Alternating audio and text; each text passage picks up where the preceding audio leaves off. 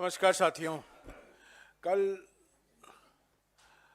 हमने एक press conference की थी जहां हमारे महासचिव संगठन और कोषाध्यक्ष भी मौजूद थे और विषय था, आपको मैं याद दिला दूं, जो कर आतंकवाद हमले हो रहे हैं कांग्रेस पार्टी पर और कांग्रेस पार्टी को आर्थिक रूप से अपंग बनाने की प्रयास की जा रही है, जो बीजेपी सरकार, मोदी सरकार लगी हुई है, उसके बारे में जो कुछ जानकारी हमारे पास थी हमने आपके द्वारा देश के सामने रखा। ये नोटबंदी को आगे ले चलता है। 2016 में नोटबंदी हुआ था और जो अभी कांग्रेस पार्टी के खिलाफ एक अभियान चलाया जा रहा है मोदी सरकार के द्वारा, ये खाता बंदी है। ये नोटबंदी नहीं है, ये खाता बंदी है। हमारे सारे खाते को बंद करने की कोशिश की जा रही है, पर हम इससे हम डरते नहीं हैं। हम लड़ रहे हैं एपेलेट ट्राइब्यूनल में और अगर ज़रूरत पड़े हम न्यायालय में भी जाएंगे। पर आज जो विषय कल मैंने जिक्र किया था संक्षिप्त में, पर आज जो मैं विषय लेना चाहता हूँ, ये अगर कांग्रेस पार्टी के खिलाफ जो किया जा रहा है, एक तरफ से उत्पीड़न की राजनीति और प्रतिशोध की राजनीति को दर्शाता है, आज जो मैं विषय उठा रहा हूँ वो हफ्ता वसूली का प्रतीक है। ये ब्लैकमेल की राजनीति है और जिस तरीके से ईडी, सीबीआई और इनकम टैक्स की संस्थाएं का दुरुपयोग हुआ है। कल पॉलिटिकल पार्टी, राजनीतिक दल के खिलाफ जो कार्रवाई की गई थी उसके बारे में हमने जानकारी दी और आज मैं आपको जानकारी देना चाहता हूं कि यही संस्थाएं हमारी निजी कंपनियों के खिलाफ किस तरीके से दुरुपयोग हो रहा है ताकि उनसे चंदा लिया जाए, हफ्ता वसूली की जाए। आज सुबह हमारे महासचिव संगठन के.सी. वेणुगोपाल जी ने वित्त मंत्री को एक खत भी लिखा है। ये रहे खत, इसकी कॉपी आपको मिल जाएगी। 3 पेज का खत है, इसमें सारे डिटेल हैं और ये जानकारी कई डिजिटल न्यूज़ साइट में भी प्रकाशित हुए हैं और ये सारी जानकारी इलेक्शन कमीशन, चुनाव आयोग के वेबसाइट से ही प्राप्त हुए हैं। ये कॉपी, इन खत की कॉपी आपको मिल जाएगी। आज सुबह ही हमने, हमारे महासचिव संगठन ने वित्त मंत्री को खत लिखा है इसके बारे में और मोटे तौर से ये बात ये है कि 2018-19 और 2020-23 वित्तीय वर्षों में, इन 4 वर्षों में करीब 30 निजी कंपनियों के खिलाफ ईडी की कार्रवाई की शुरुआत हुई, सीबीआई की जांच की शुरुआत हुई, इनकम टैक्स की जांच की शुरुआत हुई। करीब 30 कंपनियां हैं। इसके नाम भी इलेक्शन कमीशन के वेबसाइट में मौजूद हैं, आप देख सकते हैं। ये प्रकाशित भी हुआ है कुछ कंपनियों के नाम। 30 कंपनियां हैं जिनके खिलाफ ईडी, सीबीआई और इनकम टैक्स छोड़े गए हैं और इनसे इन 4 सालों में बीजेपी पार्टी को 335 करोड़ रुपया चंदा मिला है। 1 करोड़ नहीं, 10 करोड़ नहीं, 100 करोड़ नहीं, 335 करोड़ रुपया। और ये डिक्लेयर्ड है, ये घोषित किया गया है बीजेपी की ओर से और ये सब जानकारी इलेक्शन चुनाव कमीशन के वेबसाइट पर आपको मिल जाएगा। 30 कंपनियां हैं। इन 4 साल में 335 करोड़ रुपया चंदा बीजेपी को मिला है और हम समझते हैं, ये मानना है, बिल्कुल साफ सबूत है कि ये हफ्ता वसूली और कुछ नहीं है। कुछ ऐसी कंपनियां हैं जो 2018 के पहले कभी बीजेपी पार्टी को चंदा नहीं दी थी। 2018 के बाद उन्होंने चंदा देना शुरू किया।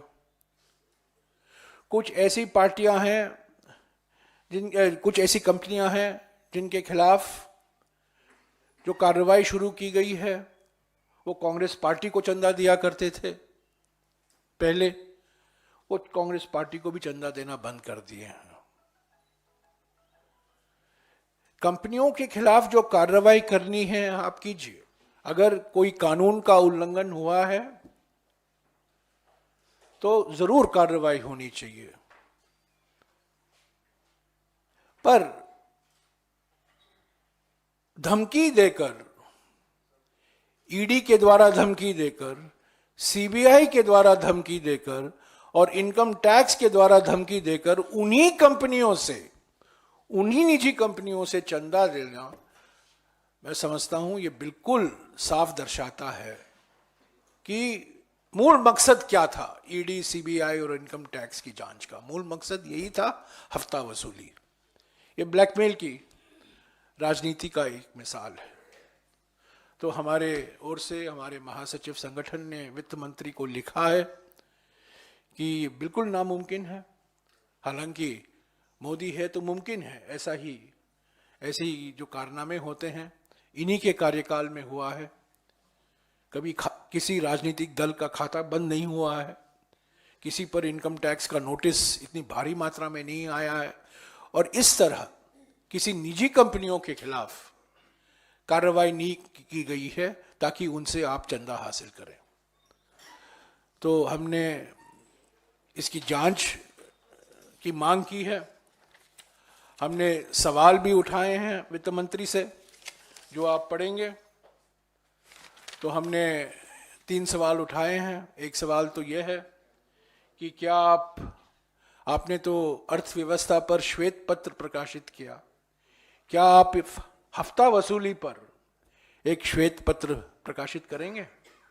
क्या जनता को विश्वास में लेंगे कि आपके पार्टी को चंदा मिला है, कहां कहां से चंदा मिला है?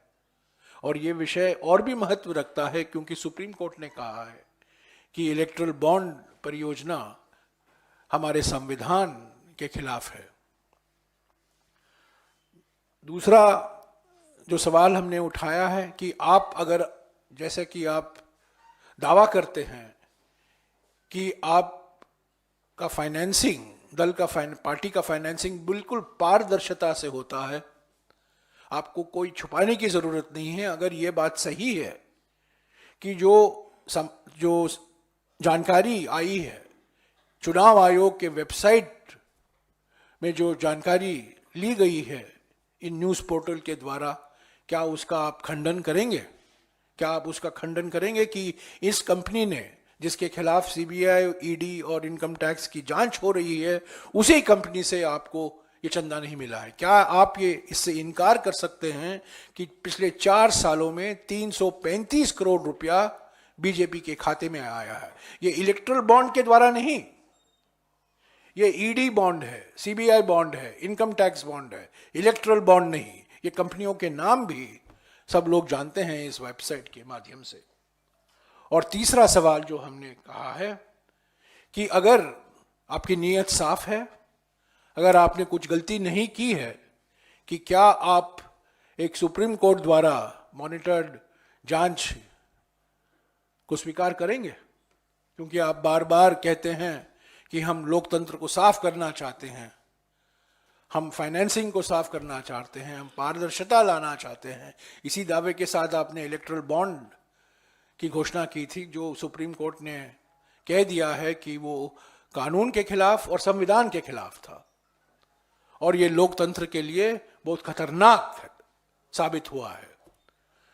तो क्या, अगर आपकी नीयत साफ है, अगर आपको कुछ छुपाने के लिए कुछ नहीं है, तो इन 3 सवाल जो कांग्रेस पार्टी ने उठाए हैं और हमारे महासचिव संगठन ने वित्त मंत्री को लिखा है, क्या उसका जवाब आप देंगे कि नहीं? तो साथियों, संक्षिप्त में मैं फिर से दोहराऊंगा, एक तरफ उत्पीड़न और प्रतिशोध की राजनीति कांग्रेस पार्टी के खिलाफ, उसको आर्थिक रूप से अपंग करने की प्रयास, और दूसरी तरफ निजी कंपनियों के खिलाफ ईडी, सीबीआई और इनकम टैक्स का दुरुपयोग ताकि उनसे हफ्ता वसूल हो। मोदी सरकार की नीति साफ है, एक कंपनी को फायदा, बाकी कंपनियों को पीड़ा।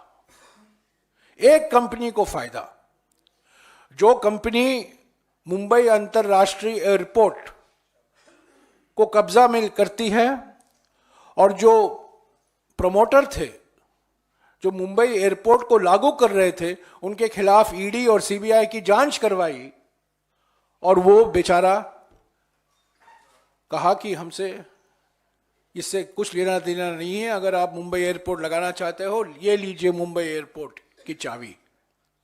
धमकी लेकर उस कंपनी ने मुंबई एयरपोर्ट पर कब्जा पाया। तो एक कंपनी को फायदा और बाकी सारे कंपनियों को पीड़ा, ईडी, सीबीआई और इनकम टैक्स संस्थाओं के द्वारा। और अगर आपको राहत चाहिए तो बीजेपी को चंदा दीजिए। 335 करोड़ रुपया ऐसे ही इकट्ठा हुआ है। ये हफ्ता वसूली रणनीति है, हफ्ता वसूली पार्टी है, हफ्ता वसूली सरकार है। तो ये लोकतंत्र को कमजोर करता है, ये लोकतंत्र के खिलाफ है। और बिल्कुल साफ है कि प्रधानमंत्री, गृह मंत्री, भारतीय जनता पार्टी कुछ भी कदम लेने के लिए तैयार हैं जो गैर कानूनी हैं, जो हमारे संविधान के खिलाफ हैं, लोकतंत्र तांत्रिक सिद्धांतों के खिलाफ हैं, ताकि वो किसी भी हालत में सत्ता में वापस लौट आएं। पर हम समझते हैं कि जनता जान गई है, इन सब कारनामों से तंग आ गई है। और आज आप देख रहे हैं किसानों के खिलाफ राष्ट्रीय सुरक्षा कानून लगाने की घोषणा भी हुई है, नेशनल सिक्योरिटी एक्ट लागू करने की घोषणा हुई है। एक हमारे प्रधानमंत्री हुआ करते थे जिन्होंने नारा दिया था हमारे देश को, जय जवान। और आज हमारे देश में एक प्रधानमंत्री हैं जो नारा दे रहे हैं जेल जवान, जेल किसान। जय किसान नहीं, जेल किसान। तो यह हकीकत है, बौखलाई हुई है, घबराई हुई है, परेशानी में है मोदी सरकार।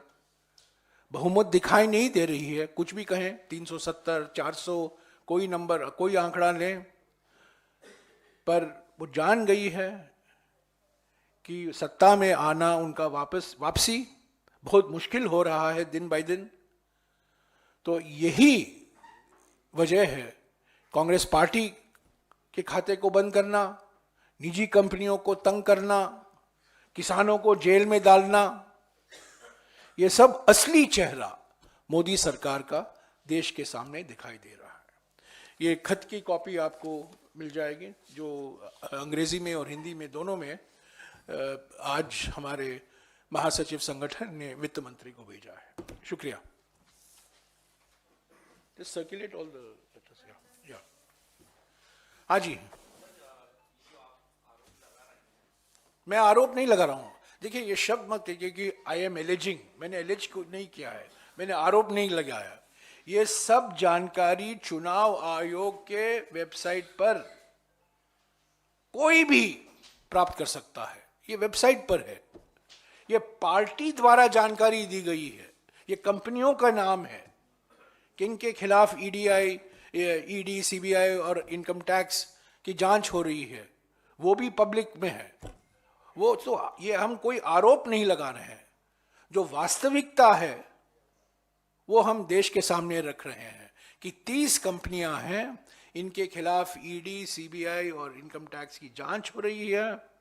और इन्हीं 30 कंपनियों ने पिछले 4 वित्तीय सालों में 335 करोड़ रुपया चंदा बीजेपी को दिया है। उस पर सवाल है। तो ये आरोप नहीं है, ये सवाल है।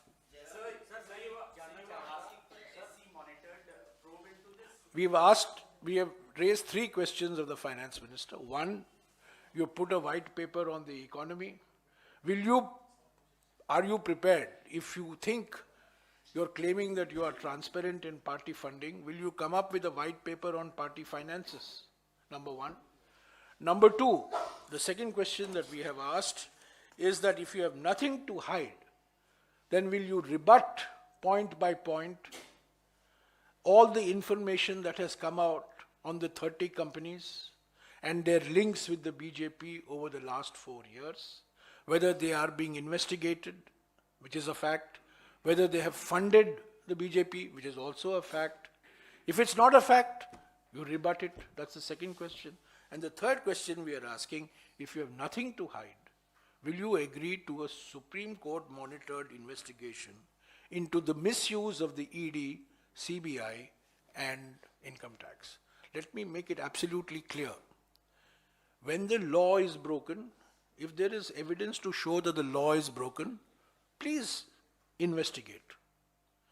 But if you use investigation as a means of blackmail to force the companies, these companies, 30 companies that are being investigated, they have contributed 335 crores to the BJP, which is a documented fact. Will you return this 335 crores till those 30 companies' innocence or guilt is established? While the investigation is going on, you have collected 335 crores. What does it mean?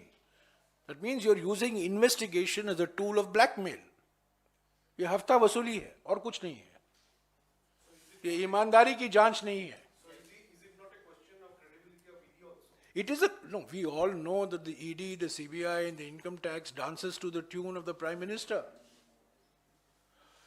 पिछले 5-6 सालों में जो कानून के संशोधन लाए गए हैं, इनकम टैक्स के कानून में जो संशोधन किया गया है, PMLA कानून में जो संशोधन किया गया है, वो अफसरों को भयंकर अधिकार देता है. इस पर पार्लियामेंट में चर्चा नहीं हुई क्योंकि वो मनी बिल के द्वारा ये संशोधन लाए थे. और मैंने खुद सुप्रीम कोर्ट में आपत्ति जताई है और मेरा एक केस वहां पेंडिंग है. सारे के सारे संशोधन, मनी लॉन्ड्रिंग एक्ट के संशोधन, इनकम टैक्स एक्ट के संशोधन, सारे के सारे संशोधन मनी बिल के द्वारा लाए गए हैं ताकि राज्यसभा में उसका कोई चर्चा ना हो और उस पर कोई बहस ना हो. तो ये जो अधिकार दिए गए हैं, भयंकर अधिकार दिए गए हैं अफसरों के हाथ में, भयंकर अधिकार दिए गए हैं. इंडिया गठबंधन की सरकार आएगी, ये सारे संशोधनों का इसकी समीक्षा हम करेंगे और जो अधिकारी हैं उनको जो हक दिया गया है उसकी हम जरूर दोबारा उस पर हम विचार करेंगे.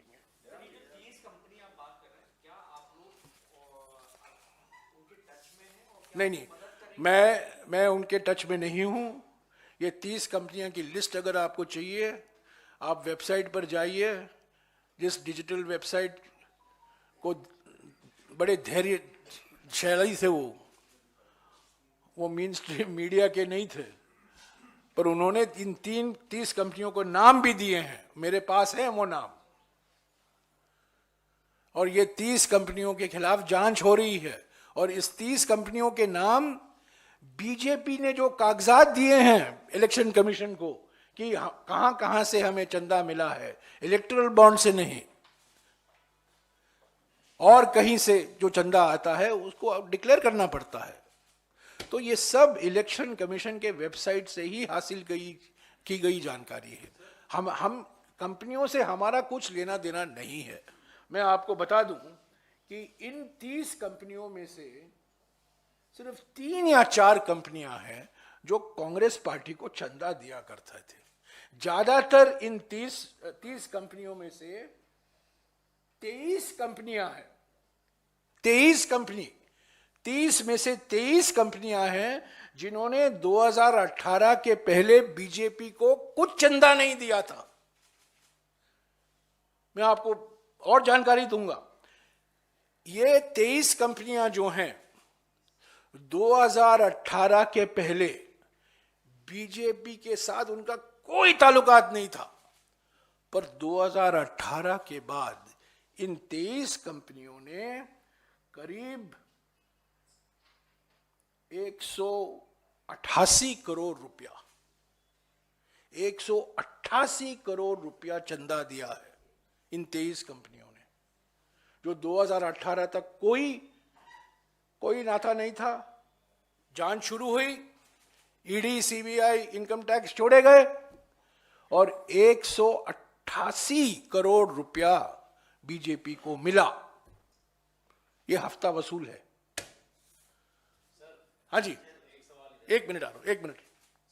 जिन पर आरोप आप लगा रहे हैं, उनसे आप सवाल पूछ रहे हैं अपने मन से, वो तो ठीक है, लेकिन आप उन्हीं से जांच की मांग भी कर रहे हैं। क्या इस मामले को लेकर कांग्रेस सीवीसी या लोकपाल या for that matter supreme court जाएगी? कि जो बहुत सारे दरवाजे हम खटखटाएंगे, इसको यहां तक नहीं है। पहला कदम हमने लिया है, पहला कदम हमने वित्त मंत्री को अवगत कराया है, क्योंकि वित्त मंत्री को पूरी जानकारी नहीं हो सकता है, वो नहीं जानती होंगी। तो वित्त मंत्री को आज सुबह खत किया है, तो अभी और भी दरवाजे खटखटाएंगे, इसको हम यहां नहीं छोड़ेंगे। हमारे खिलाफ खातेबंदी की जो कार्रवाई की जा रही है वो अलग है, वो लड़ाई हम लड़ते रहेंगे। पर ये ईज ऑफ डूइंग बिजनेस वाली सरकार है, ईज ऑफ डूइंग बिजनेस वाली सरकार है, और उसी सरकार का असली चेहरा हफ्ता वसूली है। तो जहां कहीं हमें जाना है, लोकपाल, सीवीसी, हम जरूर जाएंगे, ईडी को भी हम खत लिखेंगे, पर पहला कदम हमने वित्त मंत्री को लिखा है। सर, आप कह रहे हैं इंडिया सरकार आएगी तो आप इन कानूनों को बदलने की बात कर रहे हैं। बिल्कुल। उसके पहले चुनाव में जाने से पहले लग रहा था इंडिया गठबंधन की गाड़ी पटरी पर पड़ गई, ममता साथ नहीं आ रही थी, एनसी अलग हो रही थी, लेकिन अब राहुल गांधी के आने के बाद बात कर रहे हैं कि ममता बनर्जी से भी बात हो रही है, एनसी भी बात हो रही है। क्या इंडिया गठबंधन वापस पटरी? मैं पहले दिन से कह रहा हूं, पिछले 40 दिन से कह रहा हूं, भारत जोड़ो न्याय यात्रा के समय, खास तौर से पश्चिम बंगाल में 6 दिन लगातार सुबह, दोपहर, शाम मैं कहता रहा, पर मुझे पता नहीं कि आप सुनते रहे कि नहीं, पर मैं जरूर कहता रहा कि ममता बनर्जी के साथ बातचीत अभी भी जारी है, दरवाजे बंद नहीं है। समाजवादी पार्टी के बारे में भी ये कहा करता था, लोग कहते थे आप कैसे कह सकते हैं, पर समझौता तो हो गया है। आम आदमी पार्टी के साथ अभी 1-2 दिन में अंतिम रूप दिया जाएगा। ममता बनर्जी के साथ भी बातचीत चल रही है, अंतिम रूप अभी गठबंधन को पश्चिम बंगाल में नहीं दिया गया है, बातचीत चल रहा है। किससे? सभी पार्टियों के साथ बातचीत चल रही है, नेशनल कॉन्फ्रेंस, डीएमके, एनसीपी और शिवसेना उद्धव ठाकरे के साथ तो अंतिम रूप दे दिया गया है। पर अभी सवाल जो उठ रहे हैं खास तौर से पश्चिम बंगाल और जम्मू और कश्मीर के संदर्भ में उठ रहे हैं। मैं कह सकता हूं आपको औपचारिक तौर से कि इन दोनों राज्यों में हमारे बातचीत इंडिया गठबंधन के सहयोगी दलों से जारी है।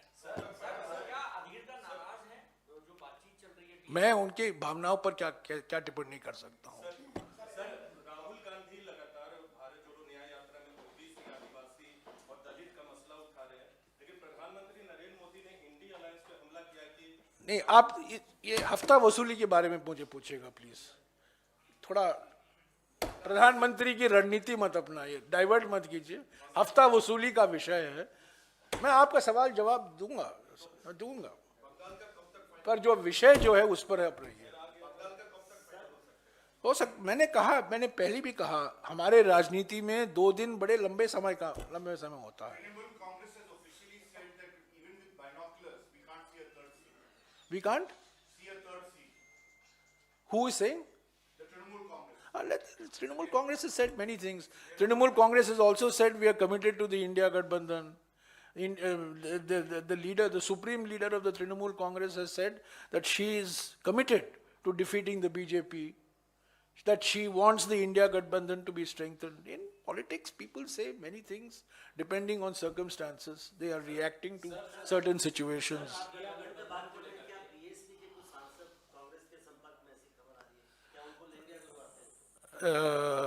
अभी देखिए अमरोहा में क्या होगा। कल अमरोहा में भारत जोड़ो न्याय यात्रा अब मुरादाबाद से हम शुरू कर रहे हैं 10 बजे, तो पहला संकेत आपको अमरोहा में मिलेगा। आप देखेंगे अमरोहा में पहला संकेत मिलेगा। यही सवाल आप पूछ रहे हैं ना यार, वही उन्हीं का सवाल है। तो हफ्ता वसूली के बारे में पूछो यार, हफ्ता वसूली के बारे में, हफ्ता वसूली के बारे में।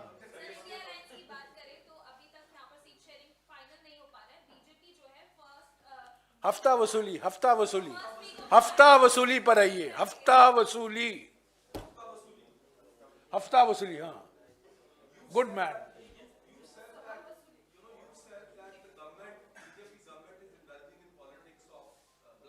Yes,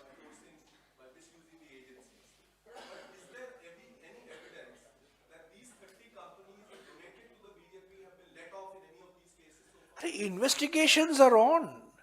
The worst thing in, don't you, in India, process is punishment. In Indian system, process is punishment.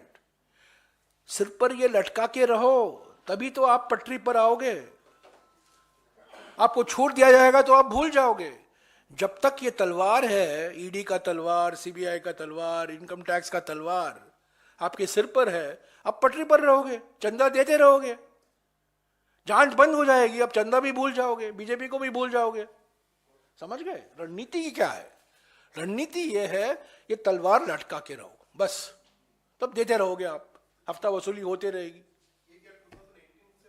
2018-19 और 2022-23 के बीच में, इन 4 सालों के बीच में ये जानकारी है, जो जानकारी दी गई है, जो प्रकाशित भी हुआ है, 235 करोड़ का 30 कंपनियों का 2018-19 और 2022-23 के बीच में, 4 सालों के बीच में।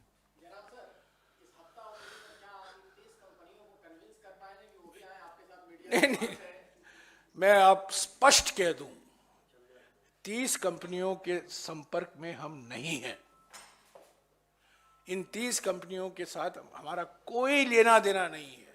हालांकि मैं इन 30 में से 8 या 9 मालिकों को अच्छी तरह से जानता हूं, मैं उनकी जन्मपत्री में भी जानता हूं। तो पर हमारी इन कंपनियों से लेना देना नहीं है, हमें लेना देना है हफ्ता वसूली सरकार से। ये चंदा वसूली जो हुई है, आप एक तरफ कह रहे हैं हम इलेक्ट्रल बॉन्ड लाएंगे, पारदर्शिता लाएंगे, और उसके साथ साथ आप ईडी और सीबीआई और इनकम टैक्स के द्वारा आप चंदा इकट्ठा कर रहे हैं इन कंपनियों से, उसके खिलाफ हम हैं। और जैसा कि मैंने कहा, एक कंपनी को फायदा और सारे बाकी कंपनियों को पीड़ा, ये ईज ऑफ डूइंग बिजनेस थोड़ी है। हाँ जी, अरे यार फिर से मैं बताऊं, 30 कंपनियां हैं। कल मैं 1 मिनट सुन ना, मैं 4थी बार 5वीं बार दोहरा रहा हूं, 30 कंपनियां हैं, 335 करोड़ रुपया चंदा इकट्ठा हुआ है 2018-19 और 2022-23 के बीच में। इन 30 कंपनियों में से 23 कंपनियां ऐसी हैं जो 2018 के पहले कभी बीजेपी को चंदा नहीं दी थी, पर 2018 के बाद इन 23 कंपनियों ने 188 करोड़ रुपया बीजेपी के खाते में जमा किया है। In the light of the Supreme Court's unconstitutional electoral bonds, the numbers will now be, you'll have to do No, sorry. It is not Supreme Court's unconstitutional. It is Supreme Court's decision to declare electoral bonds as unconstitutional.